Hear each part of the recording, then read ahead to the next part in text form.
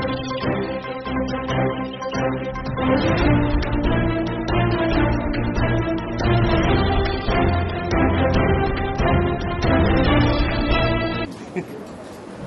की इस पत्रकार वार्ता में आप सभी का स्वागत है। आज इस महत्वपूर्ण विषय के लिए पत्रकार वार्ता रखी गई है। विषय हमारे प्रदेश अध्यक्ष आदरणीय सतीश जी पूनिया रखेंगे। उनके साथ हमारे प्रदेश के उपाध्यक्ष आदरणीय मुकेश जी दादीज, हमारे जयपुर शहर के सांसद आदरणीय रामचंद्र जी बोरा, पार्टी के मुख्य प्रवक्ता आदरणीय रामलाल जी, प्रदेश मंत्री आदरणीय श्रवण सिंह जी और हमारे ओबीसी मोर्चा के प्रदेश अध्यक्ष आदरणीय ओम प्रकाश जी बढ़ाना हम सबके साथ उपस्थित हैं। मैं आदरणीय अध्यक्ष जी को निवेदन करूंगा कि आज का विषय पत्रकार वार्ता का विषय आप सबके समक्ष रखें। मित्रों, आज भारतीय जनता पार्टी के आगामी दिनों में एक बहुत ही महत्वपूर्ण अभियान के लिए एक विशेष सूचना आप सबके समक्ष प्रेषित करने के लिए मैं आया हूं। आप सब जानते हैं, भारतीय जनता पार्टी जनसंघ के कालखंड से ही 3 आयाम पर काम करती है। संगठन की एक विशेष रचना, सामाजिक सरोकार और लोकहित के मुद्दों पर जनजागरण। अनेक अवसरों पर जनसंघ से लेकर भारतीय जनता पार्टी के इस कालखंड में अपने विशेष काम की शैली के जरिए पार्टी ने समाज, लोकतंत्र और राजनीति में विशेष स्थान बनाया और इसलिए पार्टी और पार्टी का नेतृत्व समय समय पर अनेक रूपों में विकसित हुआ। लेकिन कोरोना की भीषण महामारी में भारतीय जनता पार्टी की जो सामाजिक शक्ल, जो एक चेहरा केवल देश नहीं पूरी दुनिया को देखने को मिला, ये अतिशयोक्ति नहीं होगी कि भारतीय जनता पार्टी विश्व का ऐसा पहला राजनीतिक संगठन है जिसने कोरोना की उस भीषण महामारी में अकेले एक दल ने पूरे देश में सेवाई संगठन के माध्यम से भारतीय जनता पार्टी के राष्ट्रीय अध्यक्ष माननीय जगत प्रकाश नड्डा जी के निर्देश से सेवा का अनूठा पराक्रम किया और विभिन्न रूपों से देश और प्रदेश की जनता को भोजन, राशन, चिकित्सा इसका लाभ देने की कोशिश की। वर्चुअल प्लेटफॉर्म पर काम करने वाला विश्व का सबसे पहला बड़ा संगठन भारतीय जनता पार्टी बना और इस काम की जो सारी प्रेरणा रही, जो हमारी ऊर्जा रही, वो देश के यशस्वी प्रधानमंत्री माननीय नरेंद्र मोदी जी रहे, जिनके शासनकाल को, शासकीय राजनीति को 20 वर्ष पूरे हुए। 12 वर्ष से गुजरात के मुख्यमंत्री के रूप में उन्होंने अपनी नीतियों से, कार्यक्रमों से गुजरात में अनेक नवाचार किए। कच्छ, भुज के भूकंप से लेकर बाढ़ जैसी विभीषिका से लेकर आम आदमी के जीवन को बदलने से लेकर उन्होंने राजनीति को सामाजिक सरोकारों से और मुखरता से जोड़ा और देश के प्रधानमंत्री बनने के बाद उन्होंने शासन और नीतियों में जो बदलाव भी किए और नीचे सामान्य व्यक्ति को जीवन को बदलने के लिए उन्होंने जो नवाचार किए, जो नीतियां लागू की, उससे हिंदुस्तान के आम व्यक्ति को सहूलियत मिली, सम्मान मिला, वो आत्मनिर्भर हुआ, स्वावलंबन की दिशा में बढ़ा और यही कारण है कि चुनौतियों के बावजूद कोरोना की उस लड़ाई को जीता गया। भारत आर्थिक प्रगति के पथ पर उन चुनौतियों के बावजूद चलता गया। देश में विकास की एक नई दिशा मिली और पाताल से लेकर अंतरिक्ष तक भारत की एक धमक पूरे विश्व में दिखाई दी। और इसलिए ऐसी शख्सियत को, ऐसे व्यक्तित्व को हम सब लोग उनके ऊर्जा लेकर आगे बढ़ते हैं और काम करते हैं। उन्हीं की मंशा के अनुरूप भारतीय जनता पार्टी ने ये निर्णय किया कि उनके जन्म दिवस 17 सितंबर को बिना किसी राजनीतिक तामझाम के सेवा के सरोकार से जोड़कर भारतीय जनता पार्टी के देश और प्रदेश भर के कार्यकर्ता बहुत जमीनी तौर पर सेवा के कामों को प्राथमिकता दें। और इसलिए 17 सितंबर को उनका जन्मदिवस है। भारतीय जनता पार्टी राजस्थान की इकाई उनको शतायु होने की कामना भी करती है और हमेशा स्वस्थ रहकर वो देश के स्वाभिमान को इसी तरीके से ऊंचा करता रहे। और इस नाते उनके जन्म दिवस को भारतीय जनता पार्टी ने पूरे देश भर में सेवा पखवाड़े के रूप में मनाने का निर्णय किया है। 17 सितंबर को उनका जन्मदिन है और 2 अक्टूबर को राष्ट्रपिता महात्मा गांधी जी का, पूज्य बापू की जन्म जयंती है। और इसलिए उनके जन्मदिन से लेकर बापूजी के जन्मदिन तक कार्यक्रमों की एक विराट श्रृंखला चलेगी। और इसलिए राजस्थान की इकाई ने भी इसके लिए विधिवत तौर पर एक समिति का गठन किया है। 17 सितंबर को इसकी शुरुआत होगी। राजस्थान में 17 और 18 सितंबर को इस सेवा पखवाड़े के तहत हमने निर्णय किया है कि बड़ी संख्या में रक्तदान शिविर इसका आयोजन होगा और पूरे देश भर में 1.5 लाख से भी ज्यादा यूनिट्स, ये टारगेट है। संभावना ये कि इससे कहीं आगे जाएंगे। युवा मोर्चा इस रक्तदान शिविर की अगुवाई करेगा। हर जिले में निःशुल्क स्वास्थ्य शिविर होंगे और जो हमारे दिव्यांग भाई हैं उनके लिए जरूरी उपकरण इसका वितरण होगा। ये कार्यक्रम 17 और 18 सितंबर को होंगे। 19 और 20 सितंबर को, क्योंकि हम सब जानते हैं कि प्रधानमंत्री जी के नेतृत्व में पूरे देश में टीकाकरण का एक यशस्वी अभियान हुआ और 200 करोड़ से भी ऊपर लोगों को टीके लगे। अभी भी वैक्सीनेशन सेंटर्स पर हमारे कार्यकर्ता बूस्टर के लिए लोगों को प्रेरित करेंगे। प्रधानमंत्री जी की सरकार ने 2025 तक भारत को टीबी मुक्त करने का निर्णय लिया है और इसके लिए केवल सरकार नहीं, जन भागीदारी के जरिए भी ऐसे जो टीबी पेशेंट्स हैं उनकी ठीक तरीके से देखभाल हो। और इसलिए निर्णय किया कि हम लोग पूरे देश में निक्षय मित्र, ये क्षय मित्र, क्षय रोग यानी टीबी, इसको जन भागीदारी के तहत प्रत्येक एक कार्यकर्ता, प्रत्येक एक नेता ऐसे टीबी पेशेंट की देखभाल करेगा, उनके इलाज की जानकारी लेगा, उनकी समुचित दवाई उन तक पहुंचती है कि नहीं पहुंचती, उसके पोषण और बाकी चीजों से लेकर उसकी देखभाल करेगा। ये कार्यक्रम होंगे 19 और 20 सितंबर को।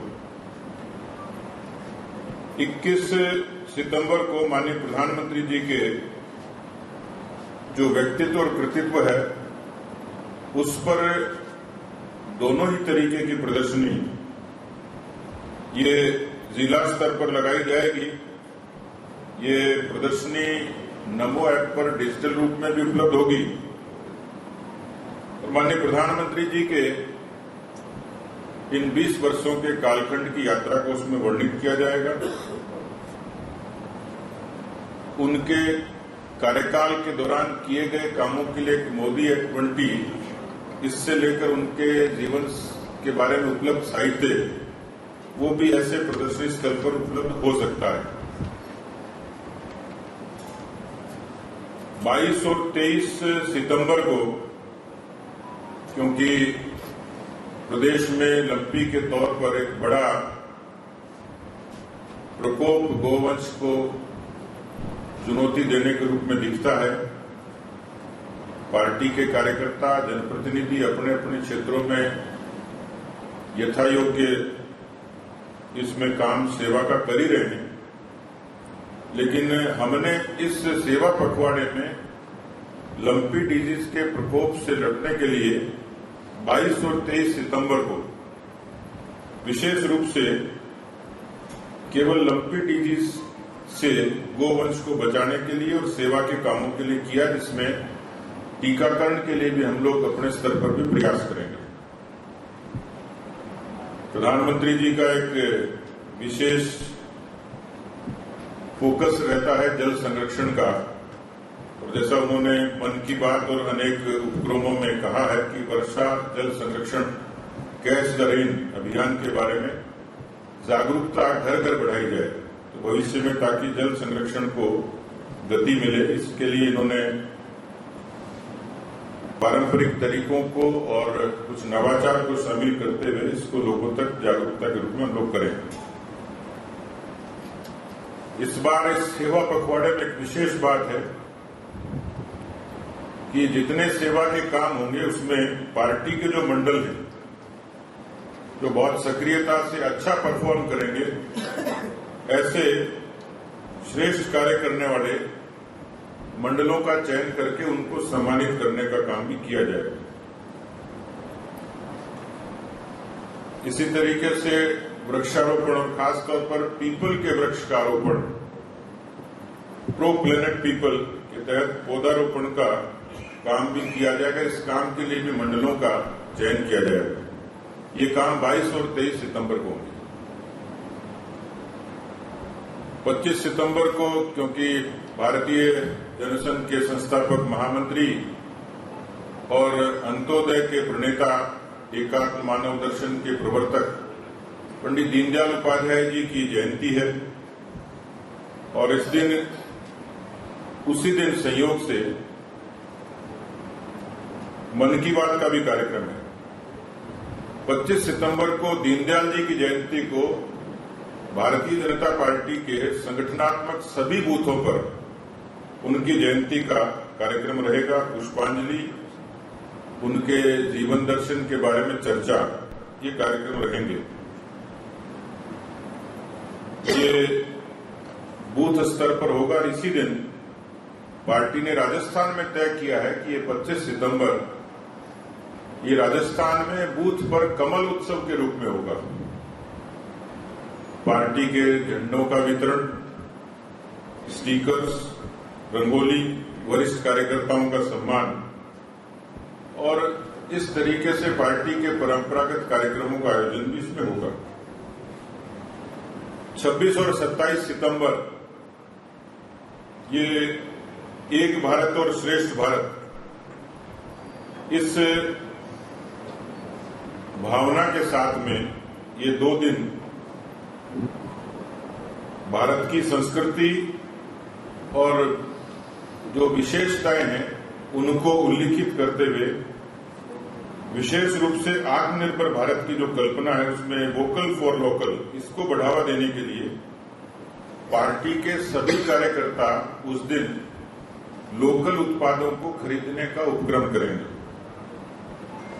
और इस काम के लिए भी विशेष रूप से जो इसको नमो ऐप पे साझा करेंगे और नमो ऐप के जरिए ही ऐसे सर्वश्रेष्ठ जिलाध्यक्षों का भी चयन किया जाएगा। 28 से 30 सितंबर इस दिन प्रबुद्धजन और बुद्धिजीवी सम्मेलन होंगे और इसमें प्रधानमंत्री जी के नेतृत्व में मोदी सरकार ने जो लोक कल्याण के काम किए इनके बारे में प्रबोधन होंगे। अलग अलग तरीके से लेख भी लिखे जा सकते हैं और सोशल मीडिया के जरिए भी अपनी बात को लोगों तक पहुंचाएंगे। माननीय प्रधानमंत्री जी को पार्टी के सभी प्रमुख लोग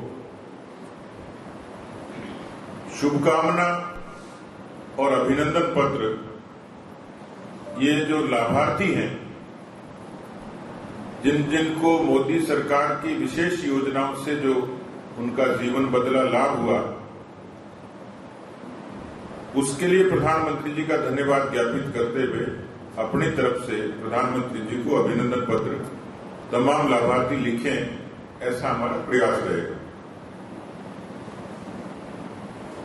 2 अक्टूबर को महात्मा गांधी जी की, लाल बहादुर शास्त्री जी की जयंती है और इस नाते दोनों ही हमारे महापुरुषों का विशेष तौर पर स्वदेशी, खादी, स्वावलंबन, सादगी, स्वच्छता, इसके बारे में उनका फोकस रहता था, जोर रहता था। और इसलिए इन 1 और 2 अक्टूबर को, इन 2 दिनों में सभी मंडलों में स्वच्छता अभियान होगा। इसके लिए पार्टी के सभी कार्यकर्ता श्रमदान करेंगे अपने अपने मंडलों में, अपने अपने विधानसभा क्षेत्रों में, और इसी तरीके से इसको पूरे देश भर में इसमें जो उल्लेखनीय काम करेगा उनको भी, उन मंडलों को भी सम्मानित करेंगे। इसकी पूरी जानकारी नमो ऐप पर अपलोड होगी। 2 तारीख को खादी को बढ़ावा देने के लिए खादी भंडार से पार्टी के सभी प्रमुख कार्यकर्ता खादी के उत्पाद खरीदेंगे और उसकी भी जानकारी प्रदेश और केंद्रीय नेतृत्व को और सोशल मीडिया के प्लेटफॉर्म के जरिए देंगे। मित्रों, कुल मिलाकर एक इस पूरे ही पखवाड़े में एक लंबी श्रृंखला है और यही कारण है कि सामाजिक सरोकारों की इस भावना के कारण भारतीय जनता पार्टी दूसरी पार्टियों से अपने आप को अलग करती है, महसूस करती है। इस काम की पूरे पखवाड़े के अभियान की तैयारियां शुरू हो गई और जमीनी तौर पर, और मुझे पूरा भरोसा है कि राजस्थान की इकाई हमेशा की तरह इस पूरे पखवाड़े के कार्यक्रमों को प्रधानमंत्री जी, मोदी जी को, उनको शतायु की कामना करते हुए और आम आदमी तक उनकी नीतियों को भी और पार्टी के सामाजिक कामों को भी नीचे तक पहुंचाएंगे। आज हमने विशेष तौर पर इस सेवा पखवाड़े की इस महत्वपूर्ण सूचना को साझा करने के लिए आपके बीच में इस पत्रकार वार्ता का आयोजन किया है। आपका सहयोग रहेगा यदि इसी पर फोकस रहे। धन्यवाद।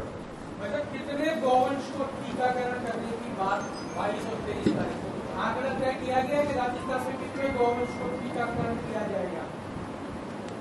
देखिए, इसमें मुख्यमंत्री जी ने एक आह्वान किया था कि सभी पार्टी के विधायकों को उसमें सहयोग करना चाहिए सरकार का, तो हम लोगों ने अपने विधायक कोष से सबसे पहले 10-10 लाख रुपए सरकार के सहयोग के लिए दिए।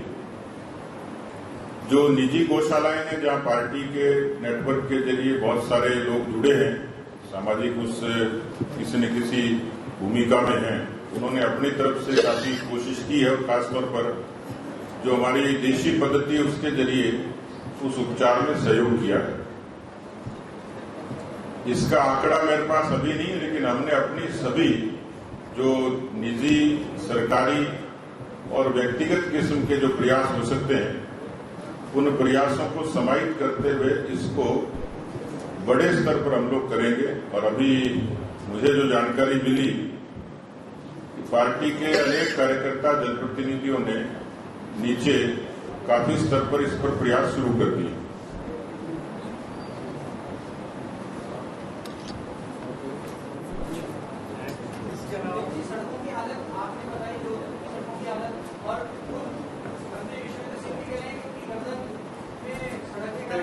जाए तो डिलीवरी हो जाए रास्ते में।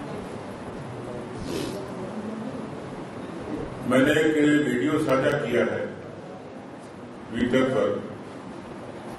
वो वीडियो जोधपुर से 20 किलोमीटर का है। मुझे जानकारी मिली कि खेलों का उद्घाटन करने के लिए जोधपुर से 10 किलोमीटर दूर मुख्यमंत्री जी को जाना था और 10 किलोमीटर की वो यात्रा मुख्यमंत्री जी ने हेलीकॉप्टर से की है। आप अंदाज लगा सकते हैं कि जब 10 किलोमीटर के लिए हेलीकॉप्टर की यात्रा करनी पड़े, और जो वीडियो मैंने जारी किया वो हकीकत है। मैं उस मौके पर उस स्थान पर मौजूद था। सरकार का मंत्री ये कहे कि उनके सर्वाइकल का दोषी कोई है तो सार्वजनिक निर्माण विभाग का सड़क मंत्री है, तो उससे सरकार के सड़कों की दशा की पता लग जाती है। मुझे लगता है कि राजस्थान में जैसी सरकार की दशा वैसी सड़कों की, जितने खड्डे सरकार में है जितने कांग्रेस पार्टी में उतने सड़क पे। कोटा के नयापुरा थाने के वहां जो घटना हुई कि एक तरफ तो सरकार और मुख्यमंत्री कहते हैं कि एफआईआर तुरंत लॉन्च हो रही है, दूसरी तरफ एफआईआर लॉन्च हुई तो आत्मदाह कर दिया गया। किस तरह देखते हैं आप? प्रताड़ना का ये पहला मसला नहीं है, और खासतौर पर कांग्रेस की अशोक गहलोत जी की सरकार आने के बाद जिस तरीके से बहुत नीचे के स्तर पर प्रतिशोध की, वैमनस्य की, द्वेषता की राजनीति ने शक्ल ली है, उसी का एक उदाहरण है कि वो कहते तो ये है कि हमने एफआईआर ओपन कर दी, फ्री कर दी, इसके कारण मुकदमे बढ़े हैं, पर मुकदमों की केवल संख्या नहीं, मुकदमों का संगीन होना ही, वो भी उतना ही ज्यादा गंभीर है संख्यात्मक तौर पर भी। दुर्भाग्य है कि पिछले 4.25 वर्षों से मुख्यमंत्री खुद गृह मंत्री हैं, उनकी सरपरस्ती में ये होता है, तो ये सरकार के इकबाल खत्म होने की निशानी है।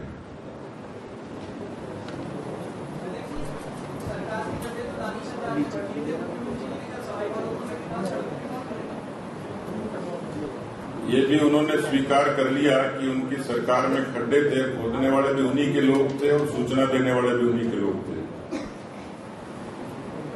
धन्यवाद।